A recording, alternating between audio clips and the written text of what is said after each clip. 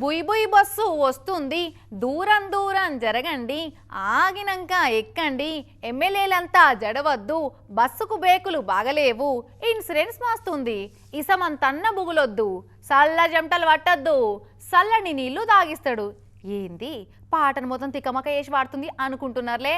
చూడురి గిట్లెందుకు మార్చిన అన్నది మీకే పురాగా అర్థమవుతుంది.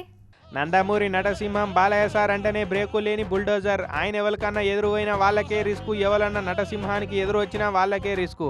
అటువంటి నటసింహమే బస్ ఎక్కి స్టీరింగ్ పడితే ఎదురుగున్నోళ్ళ తలలు టైర్ల కింద నిమ్మకాయలు అవుతాయని బుగులు పడుతున్నారేమో. అక్కడ ఉన్నది బాలయ్య బాబు. ఏహెగ్ ఆయనకేడ బస్సు నడిపొస్తుంది, స్టీరింగ్ పట్టుకొని పిల్లగాళ్ళు ఆడుకొని మురిసినట్టు మురుస్తున్నట్టున్నాడు అనుకుంటున్నారేమో. సారు బస్సు నడిపేది మీరేనా అని అడిగితే ఏమంటున్నాడు ఇనుర్రి.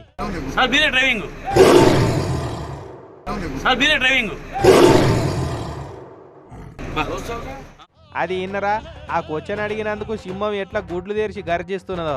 నవరాత్రులు నడుస్తున్నాయని సింహం దీక్షలు ఉన్నట్టున్నది. లేదంటే బస్సులు ఎక్కాల్సిన మనిషి బస్సు కింద ఉండేటోడుగా అవ్వచ్చు.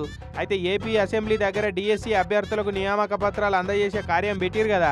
అయితే సెలెక్ట్ అయిన అభ్యర్థులంతా బస్సులలో తరలొచ్చిరు. ఇక అట్లనే ఎమ్మెల్యేలను కూడా తరలిచ్చేందుకు 2 బస్సులు పెట్టిరు. ఇక అట్లా వచ్చిన బస్సుల ఎమ్మెల్యేలందరినీ ఎక్కువని నేనే నడుపుతా అని స్టీరింగ్ పట్టింది నరసింహం.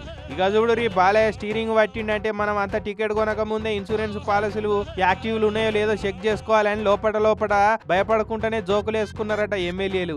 బాలయ్య గారు మెల్లగా నడుపురు అని చెప్తే మెల్లగా నడుపుడు మా బ్లడ్లో లేదురా బ్లడీ ఫూల్ అని మల్లేడ తిడతాడు అని కొందరైతే బుగులే పడ్డారట. అయినా నటసింహం బస్సు నడిపితే బ్రేకులు వస్తే పనే లేదు. దబ అని గుడ్డు తెరుస్తాయి. ఆ భయానికే బస్సు అయిపోతుంది.